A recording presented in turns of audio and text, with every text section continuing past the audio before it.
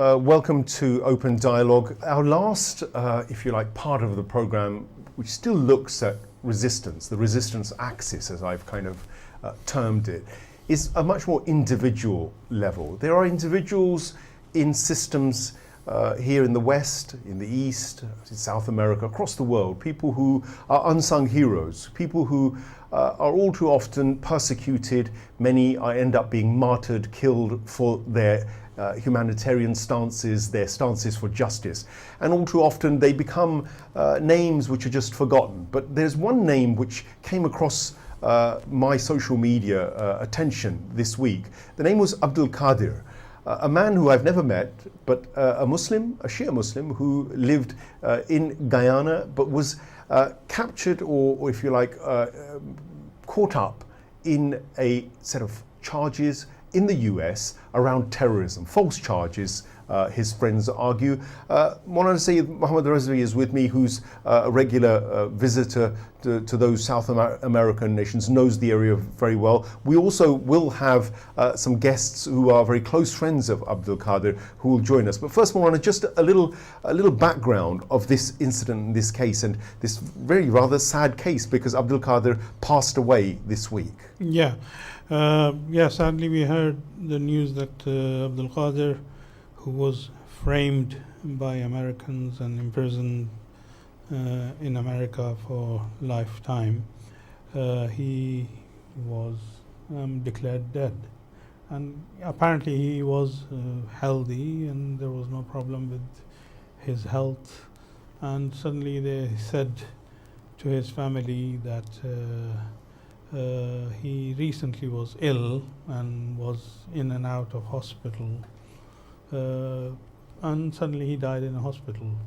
And this happened a few years ago to one of his friends who is from Trinidad and Tobago, called Brother Abdul Karim. First of all, when he was captured and given life sentence in America, suddenly he became mentally ill. And then he was not looked after properly, and he was declared dead as well. And this person was the final person from the Shia community who also was declared dead. He contributed a lot for the not only Shia Muslim, for whole Afro-Caribbean community, for the oppressed people. If you look at the pictures, if they can show, yeah, I'm sure the studio will be running out of pictures. His funeral, which was held in a stadium. All people, Christians, Jews, even non-believers, came and took part in his funeral, which shows that how much respectable person he was. And he and his friends suddenly got the direction of following the path of Ahlebait or Imam Ali ibn Abi Talib والسلام, after the Islamic Revolution in Iran, because they were looking at some good examples in Muslim Ummah, and they suddenly found this kind of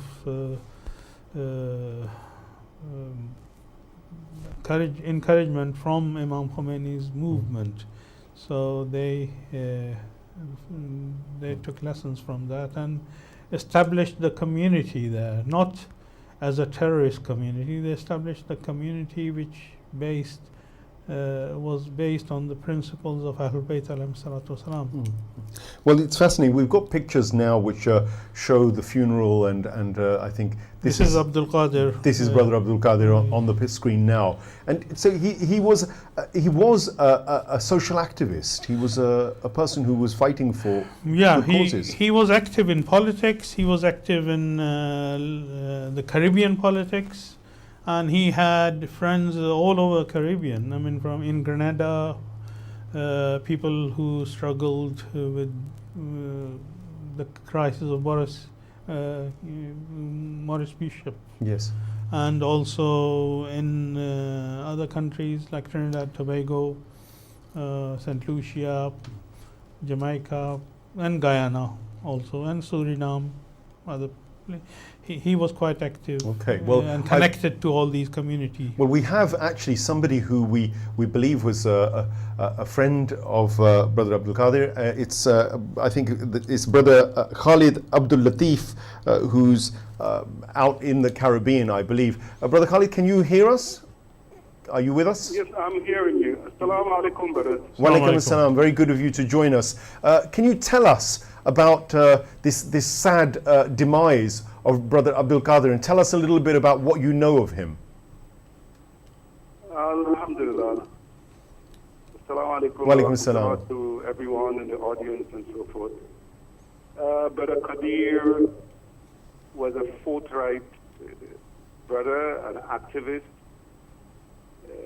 At least he knew how to get things done. He was that type of person that devoted 100% of his life to Islam and his family. That's how I put it. I think based on what Brother Rizvi said, he was active in the society in which he lived in Guyana. I am from Grenada, but I studied in Guyana and I met him in Guyana. He was an inspiration to me. And when we heard of his death, it was a most painful experience in a way that most of us are still grieving, because to have lost someone like him, it means that we wouldn't be able to replace him. And it's times like now we need him and his input. As I said, he was a forthright person, very serious, very inspirational. He gave everything for Islam and wanted to see the development. The last time we spoke, I know he was concerned about an educational outfit in Guyana, some sort of academic, I wonder if I should say, it's a sort of educational institution that he was working on. But what do you know of the U.S. justice system, which seems to have put him away for an awful long time? How long was he in prison? Well, I think he would have been in prison now for about 7 years. I think 7 years. Was it 2006? No, sorry, almost 10 years. 10 years, Time yeah. Sure. But was there any if you like suspicion about the charges? Was there a problem with the case from your perspective? Well, we know that he was totally innocent. It's just a matter of the whole question of a sort of setup in itself, where someone was looking for, trying to see who he can trap someone into being part of a plot, which he was not that type of person. We know that he, he may have made the wrong move even to speak to that person.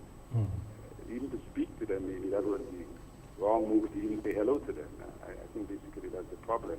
Well, thank you, Brother Khalid. Stay on the line. I'd like to bring Marcus in on this, because it's pertinent, Marcus, because we've just had the revelations that the US and Britain, the British intelligence services were very aware of the rendition that was being, if you like, implemented by the US, picking up individuals who were charged with terrorism and whisked away to sort of places that were unknown and tortured in order to extract whatever information. We live in a world where increasingly this securitization issue is becoming a serious problem, and yet we, as a general public, we seem to have been sold it on the back of this war on terror. Do you have a problem with this? I do. Britain projects itself to the world as a beacon of civilization, as a beacon of the rule of law, and yet we have some terrible cases of terrible injustice, terrible human rights violations, and as you said, ever since the so-called war on terror was announced by George Bush and Tony Blair, there seems to have been more and more of these cases, and we really need fighters, independent fighters who are willing to come out and engage in a respectful, intelligent and professional discussion, because that is what society needs. We need to question the people in power. We need to ask them, how did they come to power? What is their background? What are their motivations?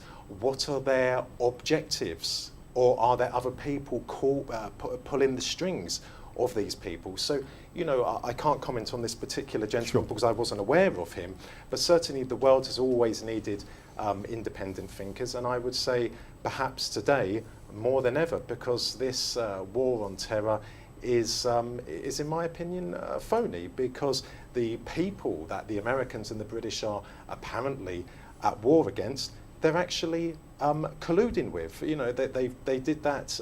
They're doing that in Syria with ISIS and Al-Nusra and the other Wahhabist terrorist groups. So we need to challenge and we need to question the British authorities and the American authorities. Say that here, even in Britain, the Muslim population has been cowed into silence. Most of our establishment institutions are now so scared they won't issue any statements of condemnation. They don't challenge Prevent. They won't challenge many of the potential areas of this, which the if you like, the blowback of the war on terror and the advantage that it's given the state in terms of imposing greater control, more laws on scrutinizing people, more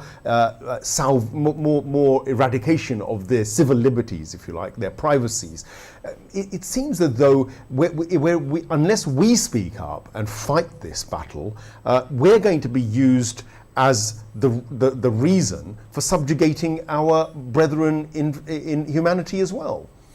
Yes, I mean, the problem is in our leadership, and they are not confident enough. They are not following the example of Imam Ali and other leaders who stood against oppression.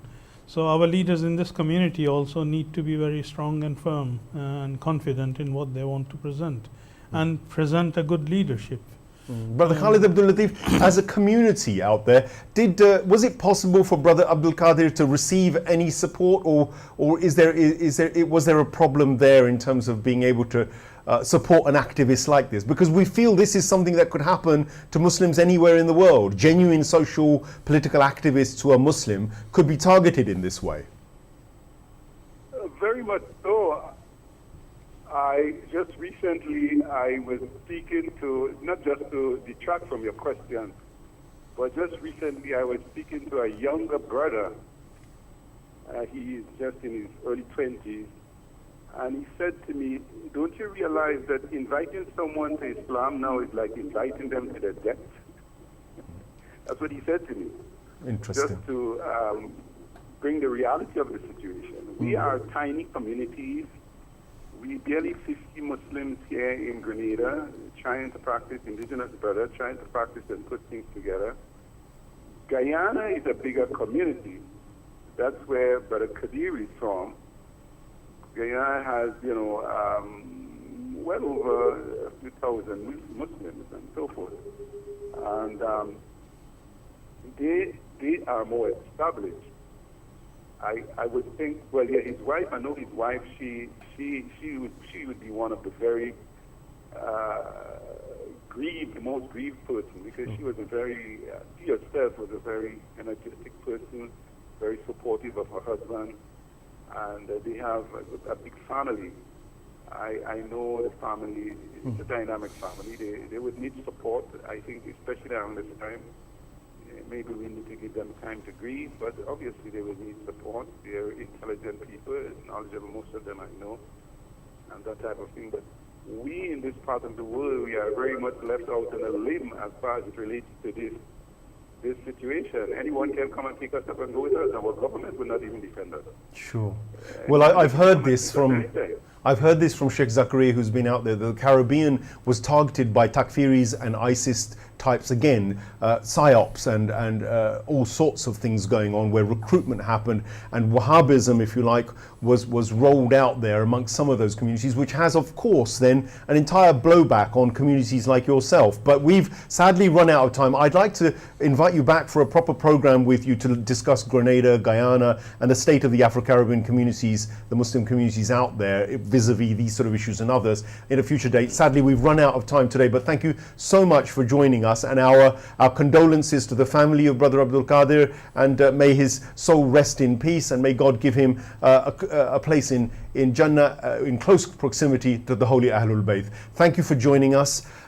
Dr. Marcus, thank you for your very erudite interventions throughout the program today, and we'd love to have you back again. Do let us know when you're going to be back. And Sayyid, thank you very much for steering much of the, if you like, the religious aspect of our conversation as well. Thank you for joining this edition of Open Dialogue. Until the next edition, Assalamu alaikum.